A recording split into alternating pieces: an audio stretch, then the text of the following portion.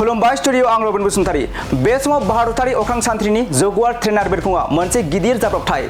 नंगौ, भारतारि अख्रां सान्थ्रिनि जगुवार ट्रेनार बिरखंआ राजस्थाननि सुरत जिल्लायाव फोरोंथाय लाबाय थानाय समावनो गिख्रंथाय जाब्रबथाय जादों, जायनि जाउनाव बिरखंआव थानाय सानै पाइलटनि जिउ खहा जादों होनना मिथिनो मोननाय जादों। भारतारि अख्रां सान्थ्रि हान्जाया बे जाथायनि सायाव गोथौवै दुखु मोननाय फोरमायदों। बेजों लोगोसे जाब्रबथायनि जाहोनखौ मिथिनो थाखाय मोनसे बिजिरसालिया इसिङारि नायबिजिरनाय बिथोन होनाय जादों होनना मिथिनो मोनबावनाय जादों, जायनि नायबिजिरनाया बिरखंआ माबोरै जाब्रबथाय जादोंमोन बेनि सायाव गुवारै नायबिजिरनाय जागोन। भारतारि अख्रां सान्थ्रिया ससियेल मिडिया एक्सनि गेजेरजों मोनसे पस्टआव फोसावदोंमोन दि बेबायदि गोब्राब समाव दुखु मोननाय जिउ गोमानांनाय नखरफोरजों जों गोख्रोङै गसंफादों होननानै फोसावदों। जायगानि पुलिस मावख'गिरि कमलेशआ फोरमायदों दि बिरखंआ सानजौफुनि 1:25 रिंगासोआव गोग्लैदोंमोन।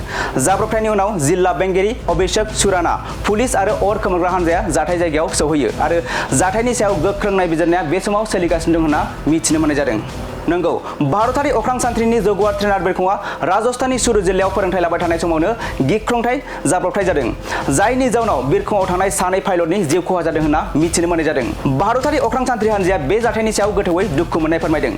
बेजों लोगोसे जाब्रबथायनि जाहोनखौ मिथिनो थाखाय मोनसे बिजिरसालिया इसिङारि नायबिजिरनाय बिथोन होनाय जादों होनना मिथिनो मोनबावनाय जादों, जायनि नायबिजिरनाया बिरखंआ माबोरै जाब्रबथाय जादोंमोन बेनि सायाव गुवारै नायबिजिरनाय जागोन। भारतारि अख्रां सान्थ्रिया ससियेल मिडिया एक्सनि गेजेरजों मोनसे पस्टआव फोसावदोंमोन दि बेबायदि गोब्राब समाव दुखु मोननाय जिउ गोमानांनाय नखरफोरजों जों गोख्रोङै गसंफादों होननानै फोसावदों। जायगानि पुलिस मावख'गिरि कमलेशआ फोरमायदों दि बिरखंआ सानजौफुनि 1:25 रिंगासोआव गोग्लैदोंमोन। जाब्रबथायनि उनाव जिल्ला बेंगिरि अभिषेक सुराना, पुलिस आरो अर खोमोरग्रा हान्जाया जाथाय जायगायाव सौहैयो आरो जाथायनि सायाव गोख्रों नायबिजिरनाया बे समाव सोलिगासिनो दं होनना मिथिनो मोननाय जादों।